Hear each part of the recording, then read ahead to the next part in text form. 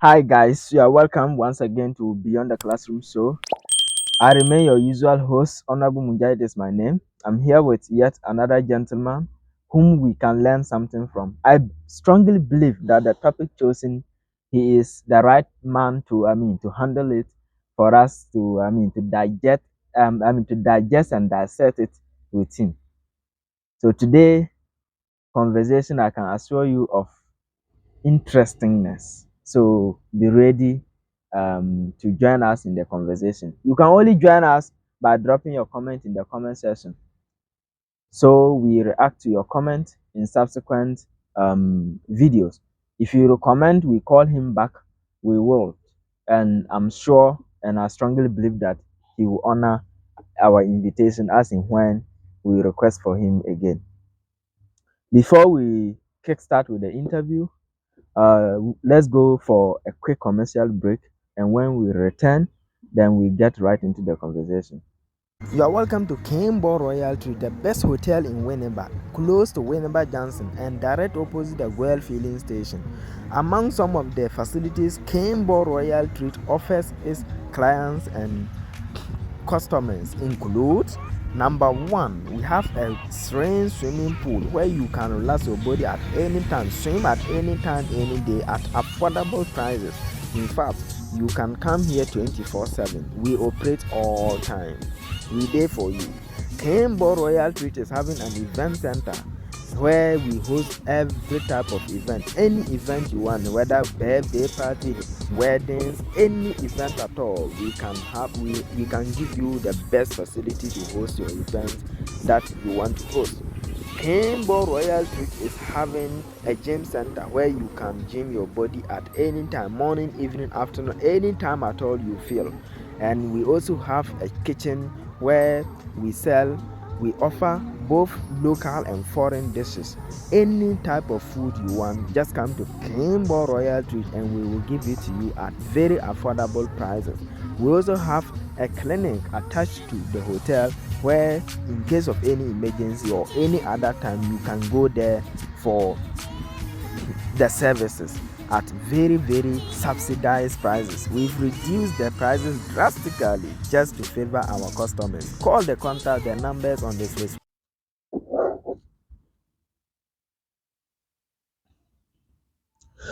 You are welcome back again. We are just about to start the conversation, but he isn't one of the returning interviewees who have been coming to this show. He is a new person, so because of that, we'll get a quick introduction from him. Then we'll introduce the topic and start it right from there. Honorable His Excellency Mr. His titles are too much. I don't know whom he is. He is here with us and he will speak for himself.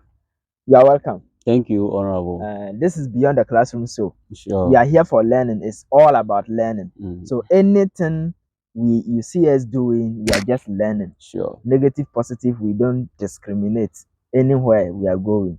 So we believe you have some level of knowledge in an area that we've chosen, and we want you to help us answer some questions that were harboring in our minds. Good. And we needed answers to. So you are much welcome. We are happy having you here. Thank you very much. I'm very much grateful for your invitation, and everyone watching us here live. Yeah. I entreat you to listen carefully as we move into our discussion for today. Yes. I'm in a person of Dogbe Savior Kwame, level 400 students of University of Education Winneba, reading political science education. Okay. So it is nice to be hosted on this show to discuss issues of national concern. Yes. Great. Please, where are you from? A little bit of your. You mean my origin? Yeah, your origin. You want to know where you are coming from? Yeah. Oh, okay. Yeah. I reign from Akachi Ajikame, Okay. Akachi Ajikame. Yes, a town in the Volta region. In the Volta region. Yes. Now they've divided. Is it the old Volta or is still it's part of the whole? It's still part of the original Volta, the original Volta yes. region. Okay. Both parents range from there. Okay. Yes, okay. but That's currently good. I stay in Oti region with my parents. Okay. And other siblings. Now you are in Oti region. Sure. Okay, that's great. We are so happy having you here, and we are just about to start the conversation for today. Thanks very much. And that your topic for the day is Ghana's constitutional analysis. We learn you are legal minded, and we are here to to ask you questions about regarding legal issues. We have this whole questions all that long. We were dying with it, but today we are happy having you because we believe that you can help us get some answers to those questions. So your topic, like I said before, I'll repeat it again.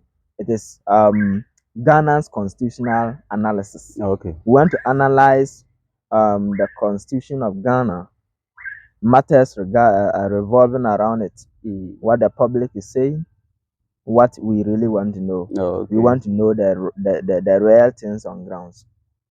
So the first question we will ask is, if they say constitution, what is, you can't deal with our constitution of Ghana without mentioning democracy. Exactly. We are in a democratic system, right? Sure. So what is a democratic constitution? A democratic constitution. Yes. First of all, I would like us to look into what democracy means. Okay. And then what constitution means. Okay. Then we take the both, or you put the both together and try to get a common meaning for what we are looking at. Yes. So when we are taking democracy into consideration, yes, shortly, it is the rule by the people. Okay.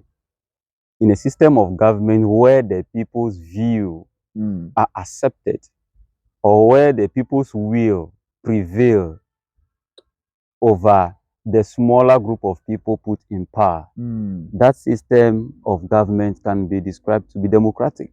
Yes. So, okay, the view. I want us to understand the view in this way.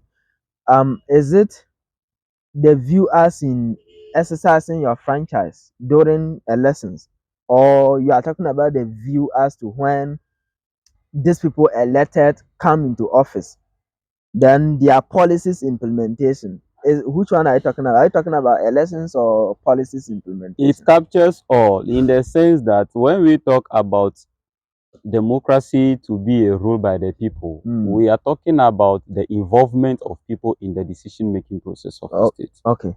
When the general public, or when the people of a nation or a state are allowed, given the freedom to take part in decision-making effectively, and their suggestions or views as to how the state should be governed, as to how policies should be implemented, we begin to realize a democratic governance. Yes. Or we trend on this to say that, yes, this is a democratic system, because the people are regarded to be very effective in decision-making process. Yes.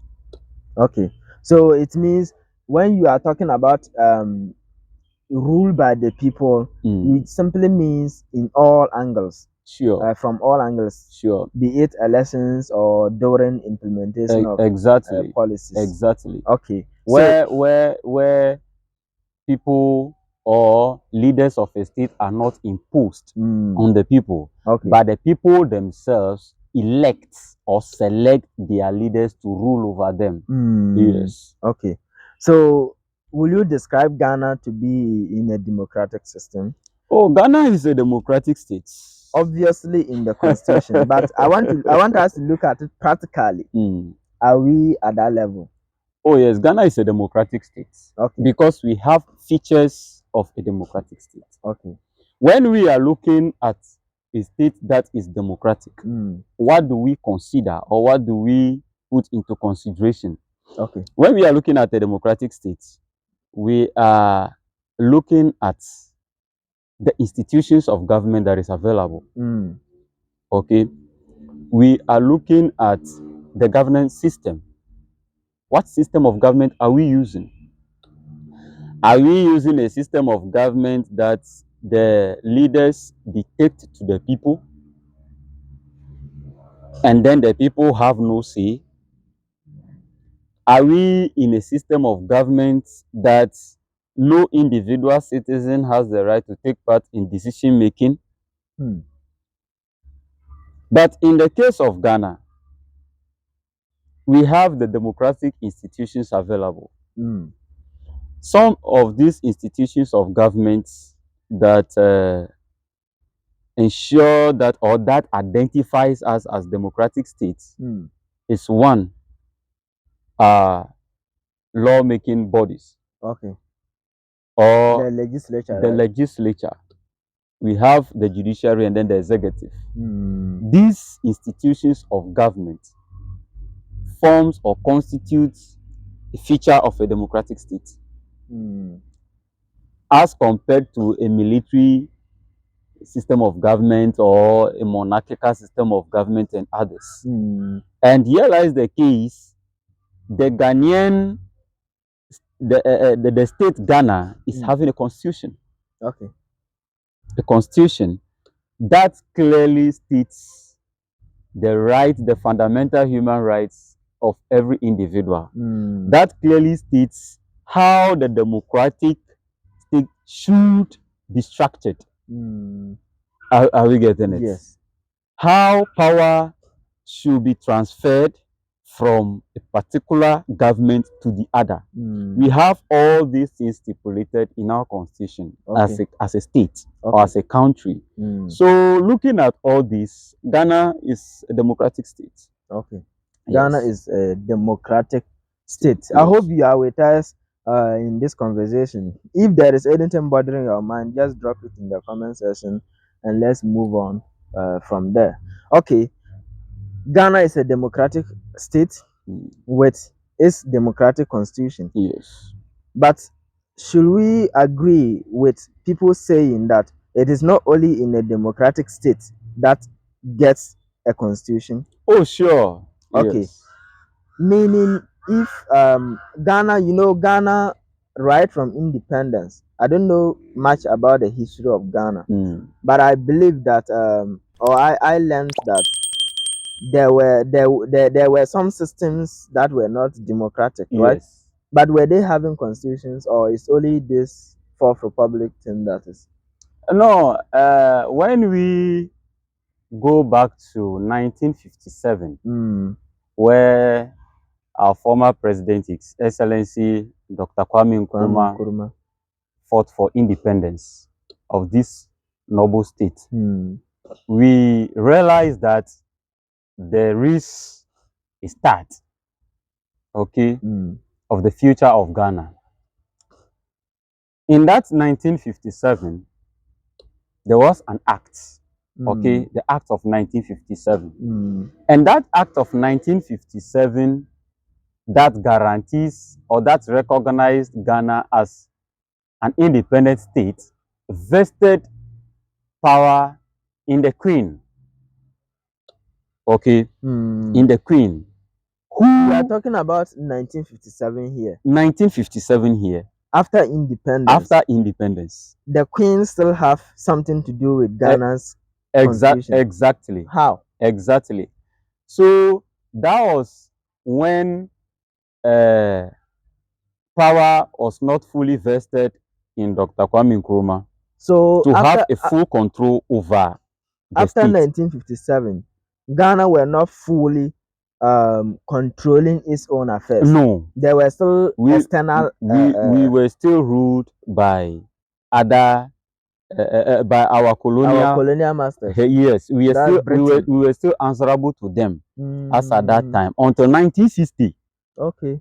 Until 1960, where Kwame Nkrumah took over.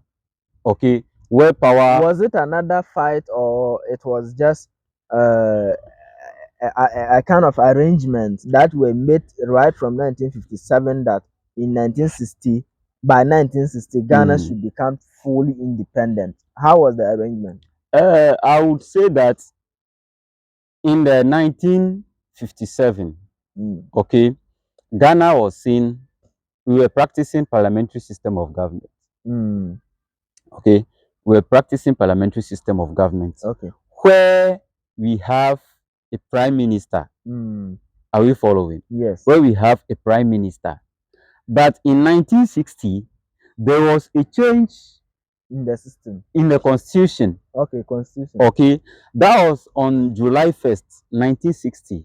A new constitution was adopted. And that new constitution has moved Ghana from the parliamentary system of government to a republican state. Are you following? Where no traditional ruler have authority over the affairs of the state except the political figure who is serving as the head of state. In 1957, when we are saying a country is a republic, it means that it is not under the control of a royal authority. Are we following? So in 1957, as we were still answerable to the Queen, the British Queen, we did not, let me say, receive the republican status as a state at that time, because we are under the authority of a royal head.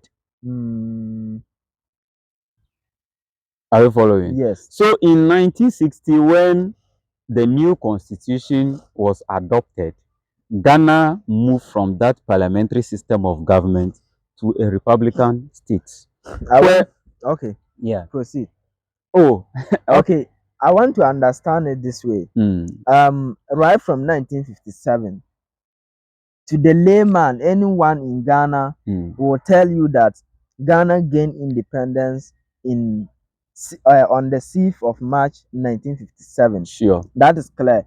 So this 6th March, per what you are explaining, it means that it wasn't a total freedom. Yes. Right. Yes. We were still having some external influences in our system. Exactly. So these external influences, was it a gradual process of giving total freedom to Ghana, or it was a kind of dictation that they dictated that we cannot have it totally? They still need to have a hand in it.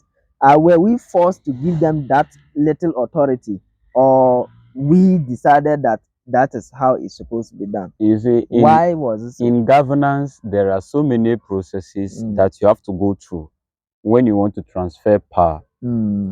As at the time we gained independence in the 1957, we have most of our affairs controlled by our colonial masters. Okay, the British Queen. So before we are recognized as a republican state, there were several processes that the country undergone.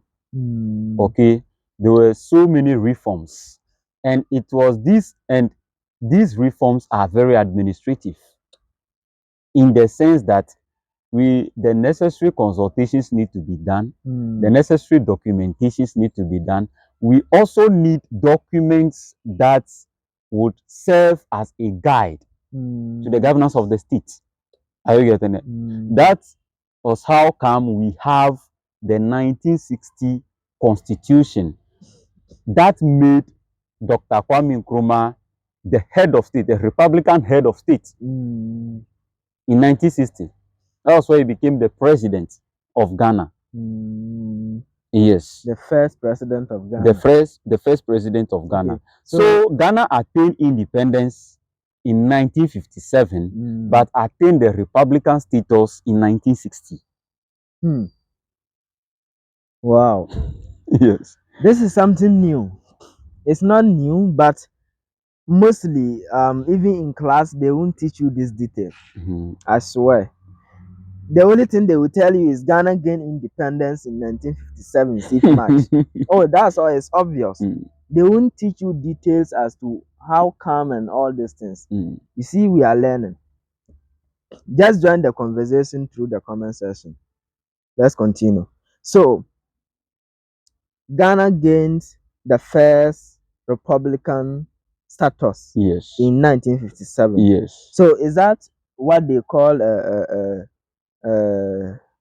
is it the republics, the first republic, second republic, the first republic? That was the first republic, right? Okay. So how come? Tell us some little history about the constitutions right from 1960. That was the first Republican constitution. Okay. Up to the fourth republic. Sure. We want to know how come we have fourth republic. Because we want to know how come we have fourth republic. What happened? You see, when there is, to the layman's understanding, yes, when there is a change of constitution, okay, when there is a change of constitution, then a republic begins. That's to the layman. To the layman's understanding. Okay. Let's delve deep. So from the 1960, there was a change in the 1960 constitution, which made Ghana have a Republican. Yes, we have the 1960 constitution, we have the 1969, we have the 1979, and then the 1992. Are we following? Yes. So even this 1960 constitution was changed. Are you following? Okay. And this 1960 constitution made Ghana to practice a unicameral legislature. Unicameral legislature. Unicameral legislature. Okay. Can you?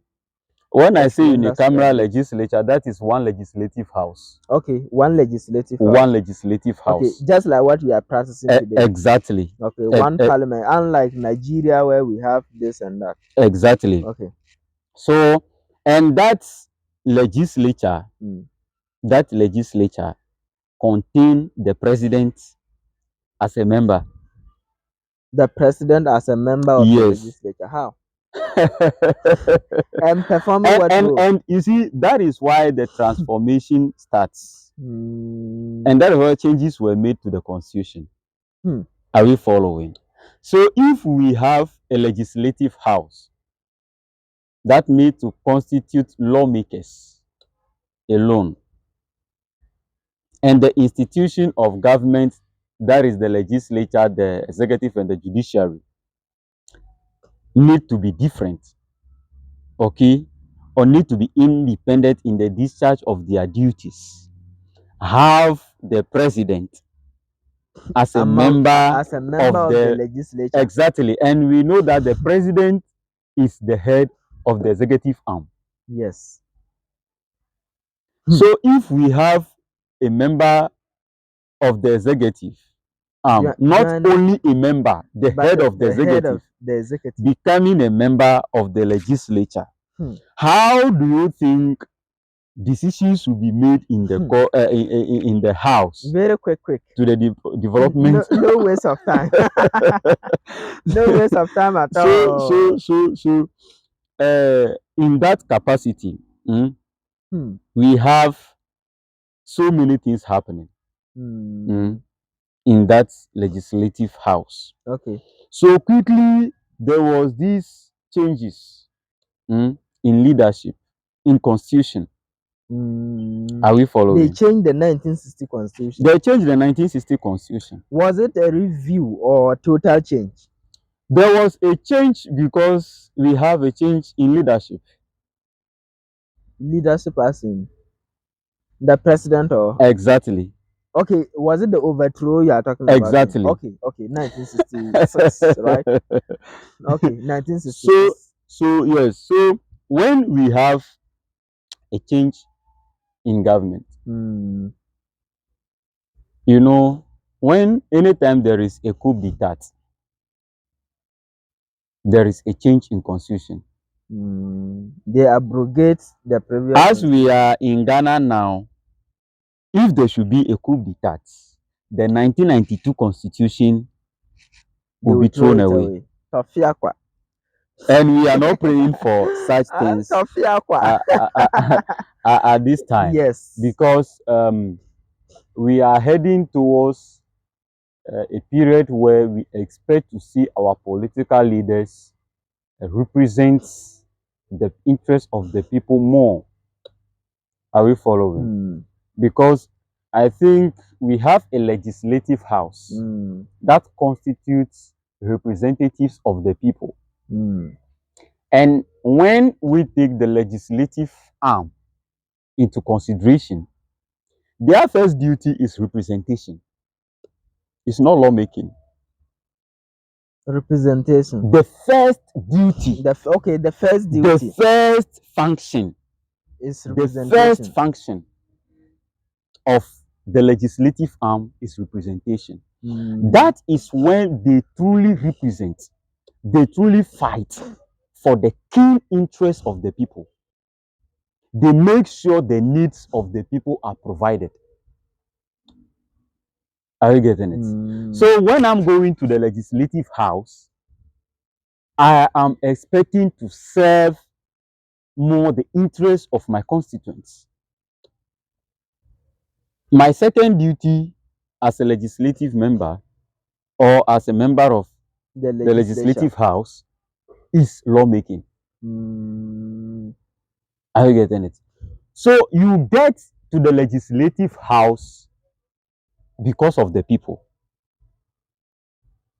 That is why I'm saying that the first function of a member of the legislative arm is representation. The people who give you the power to represent them must be well served. That is why now in the parliaments of Ghana, you see MPs very vibrant on floor, but you go to their constituencies and nothing is happening. Nothing is done there. And at the end of the day, sometimes they lost their seats. Are you getting it? After speaking in the house, in the parliament, after working in the various or serving in the various committees, yes, what are you providing to your constituents? How efficient are you serving your people? Are you really representing the interests of your people? Are you providing them with their needs? Are you serving them the purpose for which you have been sent there? Are we following? So the first function of the legislature is representation. Is representation. Before the lawmaking. You are there in the name of a group of people who give you power to represent them. If not, what are you going to do there? Nothing. Are we following? If not, what are you going to do there? Because of their needs, that is why they give you the power. To be there. That comes, yes, to be there. Wow. And serve their needs. And then the other follow with lawmaking. That is why they make the laws that would have to govern the affairs of the state.